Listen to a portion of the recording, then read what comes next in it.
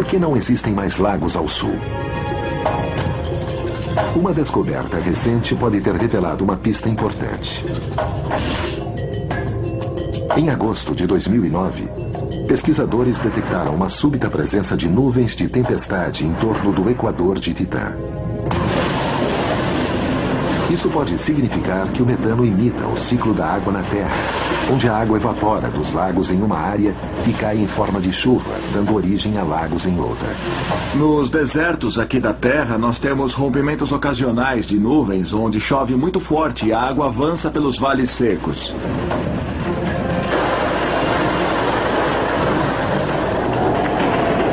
Mas a maior parte de Titã é uma espécie de deserto de metano. E quando chove, é uma verdadeira explosão e um enorme fluxo toma conta da superfície. Realmente pensamos que, em termos de capacidade, o metano pode causar erosão, formar canais e vales em Titã. Assim, ele seria muito similar à água, que é capaz de formar vales na Terra. A razão para que os lagos se concentrem ao norte pode ser porque, no momento, essa região vem se deparando com uma longa temporada de chuvas. Mas leva 30 anos para que Saturno dê uma volta no Sol. Então, um ano em Titã, completar 4 estações em Titã, leva 30 anos. Cada estação dura em torno de 7 anos. Acreditamos que as chuvas aumentem durante a primavera ou o outono, o que significa que seja qual for o hemisfério que estiver nessas estações, vai ganhar a formação de vários lagos. Mas a chuva de metano é diferente da de água, graças à densa atmosfera de Titã e à baixa gravidade. Imagine grandes gotas, 2 vezes o tamanho de uma gota de chuva na Terra, caindo muito mais devagar. Bam, bam, bam. Mas só que muito geladas e batendo na pele. Mas o metano líquido não é água. Qualquer um que ousasse mergulhar num lago de metano teria uma desagradável surpresa.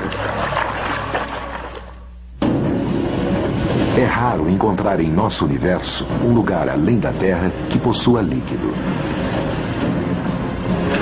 De longe, os lagos de metano de Titã parecem muito familiares e convidativos. Mas, na verdade, é um lugar hostil.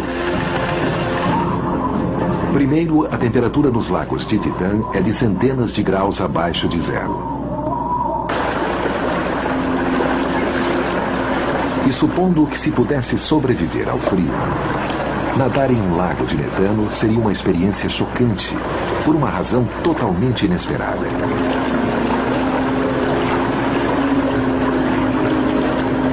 A densidade do metano líquido é muito menor do que a da água. Então uma pessoa afundaria com o seu peso. Eu peso 90 quilos. Na água, meu peso fica muito próximo a zero. No metano líquido, meu peso ficaria em torno de 36 quilos.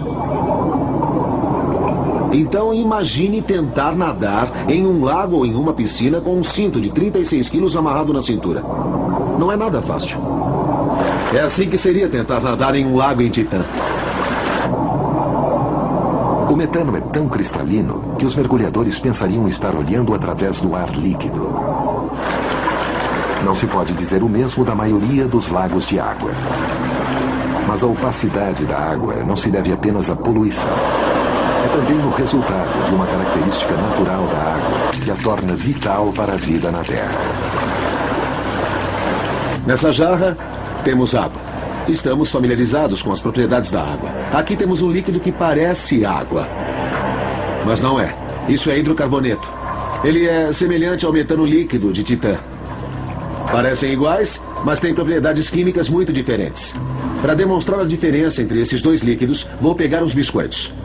O tipo de coisa que nós comemos, amido, açúcar, sal, e vou colocar nos líquidos.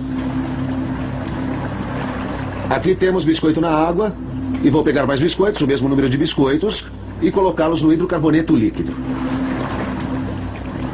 Como a água dissolve muito bem as coisas, é considerada um poderoso solvente.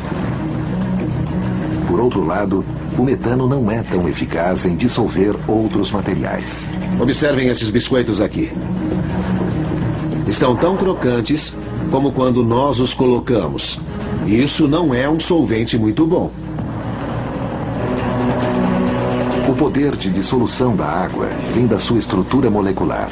A molécula da água é H2O. Significa 2 hidrogênios e um oxigênio. Se pensar no formato da molécula, tem-se o oxigênio e 2 pequenos hidrogênios de um lado. Essa estrutura significa que, de um lado, a molécula da água tem uma carga positiva e, do outro, uma carga negativa. Então, as pequenas moléculas de água são como ímãs agitando tudo em volta, repelindo umas coisas, atraindo outras coisas. Em compensação, o metano é um solvente fraco. O metano é um carbono com 4 hidrogênios em todos os lados. Está nivelado, não tem polaridade, não vai quebrar outras moléculas. Como a água dissolve tudo com o que entra em contato, pode tornar-se uma rica e às vezes escura sopa. Então, aqui na água, todos os organismos que se desenvolveram para viver numa sopa rica como essa são pequenos e compactos. Como os que vemos aqui na Terra. Micro-organismos são pequenos e compactos. Podem absorver os nutrientes da água. Mas o metano pode ser um líquido atraente para uma forma de vida diferente. Imagine um organismo de Titã, olhando para a Terra e vendo a água líquida. Ficaria assustado em saber que qualquer coisa gostaria de viver num líquido tão reativo e tão quente. E pensaria, nossa, impossível haver vida na Terra. O líquido que existe lá é muito difícil de ser manipulado. Qualquer visitante alienígena poderia ser imediatamente atraído para Titã ou para a Terra, porque os líquidos fluem bem na superfície. Mais de 1.000 milhões de quilômetros cúbicos de água jorram somente na Terra.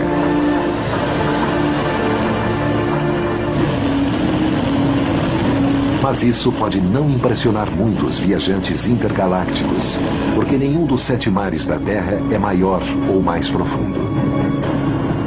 Nem mesmo no nosso sistema solar. Júpiter, o 5º planeta mais perto do Sol, oculta um imenso e bizarro oceano líquido sob suas misteriosas nuvens. Para alcançar esse líquido, seria necessário uma espaçonave com uma tecnologia muito além dos limites modernos. De alguma forma, teria que resistir a pressões incríveis e, mais importante, teria que suportar temperaturas muito mais quentes do que a superfície do Sol. Com 1.400 vezes o volume da Terra, esse planeta gigante é composto basicamente de hidrogênio e gás hélio. Mas quilômetros e quilômetros abaixo dessas nuvens, existe um ponto onde o peso dessa atmosfera torna-se tão intenso que gases transformam-se em líquido. Uma enorme quantidade de líquido. A jornada pelo líquido começa na camada externa da atmosfera de Júpiter, onde a pressão do ar é parecida com a que temos na superfície da Terra. Mergulhar em Júpiter seria uma experiência incrível. Primeiro encontraríamos as camadas de nuvens superiores, onde existe amônia, metano e outros elementos. Muitas cores e misturas, várias tempestades. A explosão de cores indica um estranho composto de elementos químicos misturados ao hidrogênio e ao gás hélio.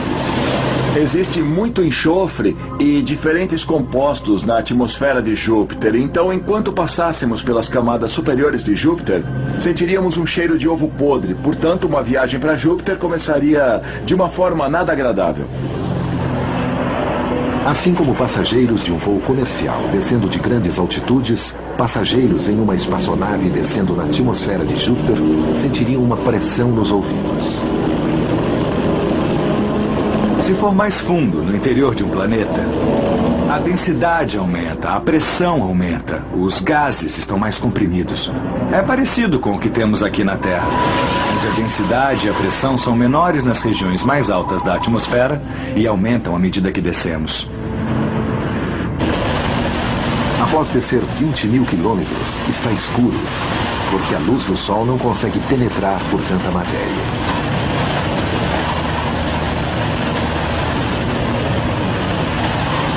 Finalmente, a escuridão desaparece. A luz fluindo do oceano de Júpiter encontra-se logo abaixo. Não mergulharíamos nesse tipo de oceano líquido de Júpiter da mesma forma como mergulharíamos na Terra.